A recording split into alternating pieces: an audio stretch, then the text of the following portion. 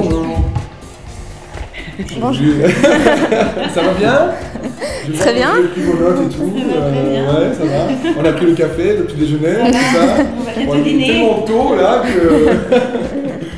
Bon, ok. Alors cette semaine, nous avons quoi comme au menu? Donc on va parler d'un auteur. J'ai faim. Non. Allez, va. Non, on va parler d'un auteur en fait, qui est un auteur très connu que pour ma part je ne connaissais pas, mais vous m'avez dit en off que vous non plus, donc ça me rassure. Non, je ne connais pas tout ça. Beaucoup de choses que je connais pas. Qui s'appelle Andy McNab et qui est un auteur anglais a priori donc très connu. La problématique dans cette affaire, c'est le faisceau d'indices qui permet de déterminer la mauvaise foi et également ce qui nous a intéressé aussi, c'est le titulaire du nom de domaine, qui est une société maintenant assez connue qui s'appelle la Maison Tropicale. En tout cas, nous, on les a rencontrés assez souvent dans le cadre de litiges et ça a attiré mon attention pour pouvoir en parler aujourd'hui. Les faits sont les suivants.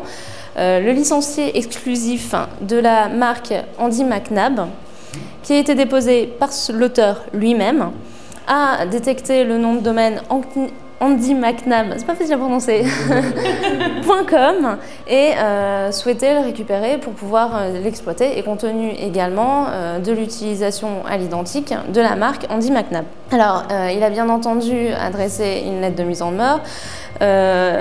La société Maison Tropicale n'a pas souhaité répondre, ça tombe bien, à nous non plus, donc on était ravis. Et dans la mesure où il n'a pas reçu de réponse, il a porté plainte auprès de l'OMPI pour obtenir le transfert de ce nom de domaine.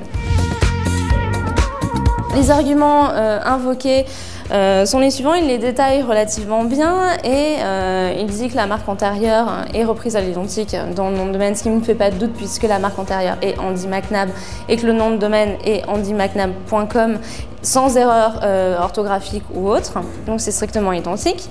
Il dit également qu'il n'a pas de droit légitime, ce qui n'a pas été autorisé ni par l'auteur ni par lui-même. Il ne peut pas non plus dire qu'il a été licencié alors que le demandeur, oui, l'a été. Et donc il n'a absolument aucun intérêt légitime. D'autre part, le nom de domaine donne lieu à une page qui contient des liens commerciaux. Un petit peu, on l'a vu dans les autres affaires, c'est toujours le même principe pour générer un flux et pouvoir obtenir voilà, des revenus financiers. Et en revanche, ces liens en fait, sont en relation avec l'auteur, donc on pourrait se dire, bon, ben, pourquoi pas. Mais il essaye de démontrer que la mauvaise foi doit être retenue en l'espèce puisque l'auteur était notoire et que le titulaire de ce nom de domaine avait simplement pour but de générer un flux sur ce nom de domaine parce que cet auteur était très connu. En plus, il souligne également qu'il n'y a pas eu de réponse à la lettre de mise en demeure et il s'est renseigné également aussi sur les décisions antérieures de l'OMPI qui montre que la Maison Tropicale est partie à de nombreux litiges à peu près du même ordre.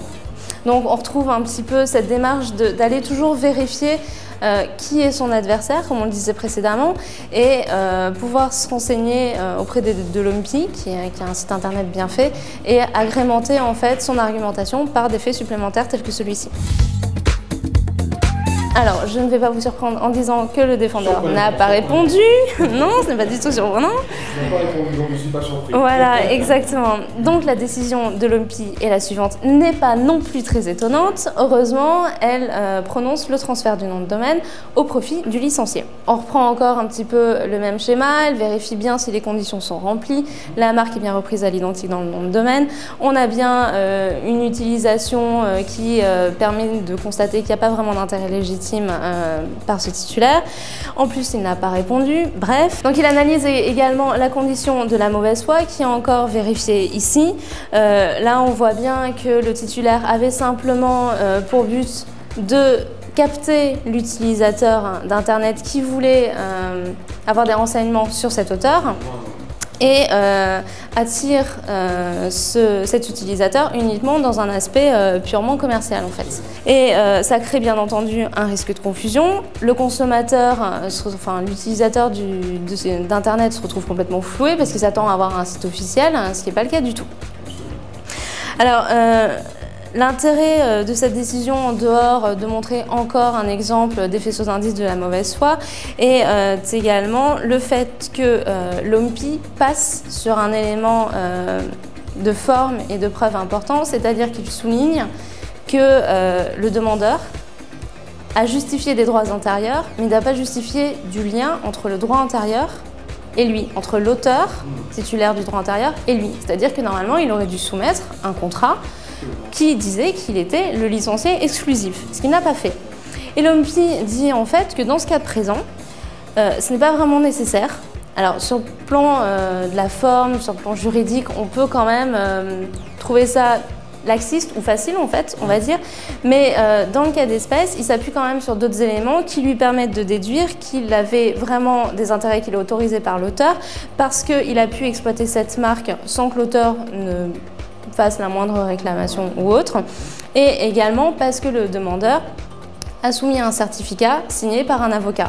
Donc il estime qu'il y a un contrôle suffisant et des éléments de preuve suffisants pour lui permettre de constater que même s'il n'y a pas de contrat qui a été produit, que cette personne-là, le demandeur, avait un intérêt légitime à agir et avait des droits pour agir dans ce cas pratique. Donc on en retient principalement que, encore une fois, il faut aller plus loin dans ces démarches quand il s'agit de constituer non seulement son identité à soi, mais aussi de l'autre. Exactement. Toujours connaître l'autre pour savoir à qui on s'attaque. Merci. Merci. À la semaine prochaine.